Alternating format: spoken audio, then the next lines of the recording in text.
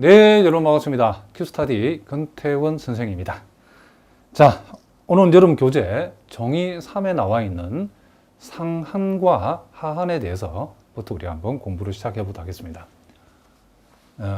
자, 데피니션 3을 보니까 상한, 영어로 우리가 보통 슈프리멈, 하한, 영어로 인피멈이라고 하는 것이 있는데, 자, 지난 시간에도 살짝 제가 선생님 언급을 했지만은 이 상한이라는 것과 하한이라고 하는 이런 용어, 자, 아마도 여러분들이 처음 배우시는 분들은 많이 생소하겠지만은 앞으로 여러분들이 대학에서 우리가 다루는 뭐 어떤 과를 가든지 우리가 보통 대학 수학에서는 기본적으로 이 상한, 하한 이런 용어들이 많이 나오는 용어이기 때문에 여러분들 여기서 확실하게 이해를 해 두셔야 된답니다. 자, 우리가 보통 이제 상한이라고 하는 것은 지난 시간에 살짝 언급했지만은, 그렇죠? 우리가 보통 상계죠, 그렇죠? 상계 중에 하나죠, 그렇죠? 그러니까 많은 상계의 값들 중에서 제일 작은 상계. 그래서 우리가 상한을 다른 말로 최소 상계라고 얘기한다는 거죠. 이걸 우리가 수학적으로 이제 정의를 하면 이렇게 정의되는데, 상한의 수학적 정의를 한번 읽어보겠습니다. 자, 여기 보니까 공집합이 아닌 실수의 부분집합 S가, 자, A라고 하는 상계를 가질 때에, 자, 이렇게 되는 경우는 당연히 위로 유계이겠죠, 그죠?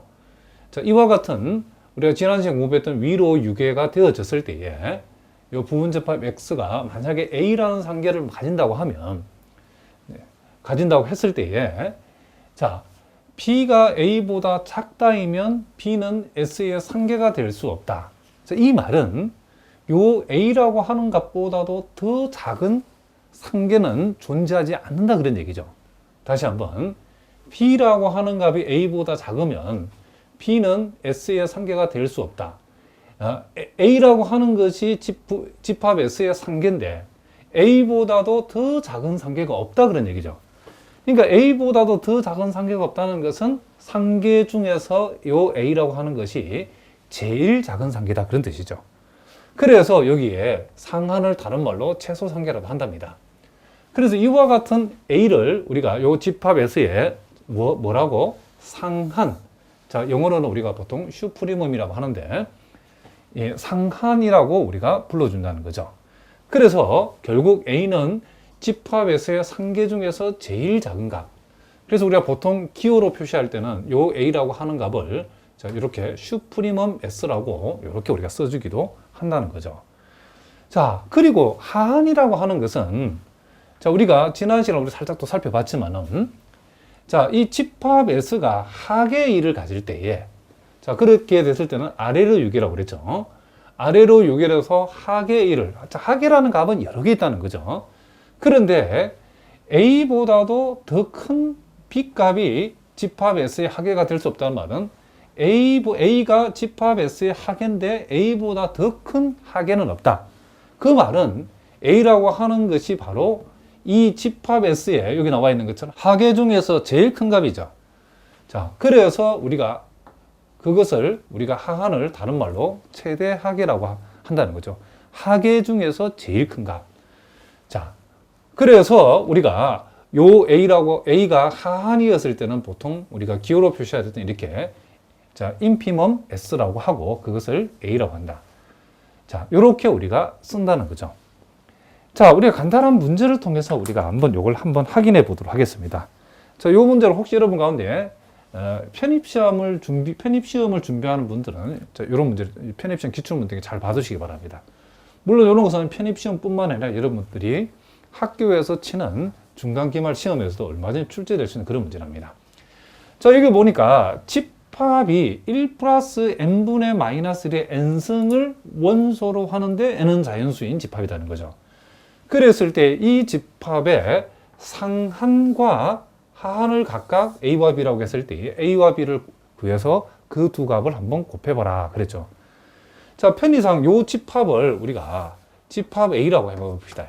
그럼 요 집합 A를 실제로 우리가 한번 몇 개 적어보면, 자, n 대신에 1이 들어가면 1분의 마이너스 1이니까 거기다 1을 더하면 이게 뭐가 된다? 제로가 되겠죠. n 대신에 2가 들어가면 1 플러스 이게 2분의 1이 되죠. 그럼 요 값 얼마 된다? 2분의 3이 된다는 것을 알 수 있죠. n 대신에 3이 들어가면 그때는 이 부호가 마이너스가 되고 3분의 2 되겠죠. 그럼 1에서 3분의 1을 빼면 이게 3분의 2가 된다는 것을 알 수 있죠. 자, 몇 개만 더 적어 보겠습니다. n 대신에 4가 들어가면 분모는 4가 되고 요 분자는 이제 4승가하면 플러스 1이 되죠. 그러면 1 플러스 4분의 1은 4분의 5가 되겠죠. 자, 이런 식으로 n 대신에 5가 들어가면 1 마이너스 5분의 1이니까 5분의 4가 되고 n 대신에 6이 들어가면 이게 아마도 6분의 7이 될 거랍니다. 이런 식으로 요 값이 진행된다는 것을 알 수 있죠. 그러면 우리가 여기서 가만히 살펴보니까 요 집합 A의 원소 중에서 제일 작은 값이 뭐죠? 0이죠. 그렇죠? 그래서 우리가 여기서 X라고 하는 것을 집합 A의 원소라고 이렇게 우리가 둔다라고 하면 요 X, 이 집합 A의 원소 중에서 제일 작은 값이 0이죠. 그리고 보면 알겠지만 제일 큰 값은 얼마다? 2분의 3이라는 것을 알 수 있죠. 왜냐하면 자, 여기에 이제 1보다 큰 값도 이렇게 배열되고 있는데 1보다 큰 값을 비교했을 때에 요 두 값을 비교하면 자, 분모를 8로 통분하면 이쪽 분모는 12가 되고 이쪽 분모는 10이 되니까 요거는 8분의 12, 8분의 10이니까 요 놈보다는 요놈이 더 크죠. 그리고 요 두 놈을 비교했을 때 분모를 24로 통분하면 분모자가 30이 되고 분자가 28 되니까 그렇죠? 가면 갈수록 이와 같은 값들이 작아진다는 걸 알 수 있죠. 그러니까 여기서 이 집합의 원수 중에서 2분의 3보다는 더 큰 게 없다는 거죠. 그러면 우리가 지금 요 집합 A에 요 A라고 하는 것은 자, 집합 A의 자, 슈프리멈 A, 즉 상한을 가리키는 거죠. 상한이라고 하는 것은 집합 A의 그죠? 집합 A의 상계 중에서 제일 작은 값이죠. 그러면 집합 A의 원소를 우리가 X라고 했을 때에 우리가 이 X라고 하는 값은 2분의 3보다도 당연히 작거나 같고 뭐 2보다 작거나 같고 3보다도 작고 4보다도 작고 이런 식으로 계속 그렇죠? 많은 상계의 값들을 생각할 수 있겠죠.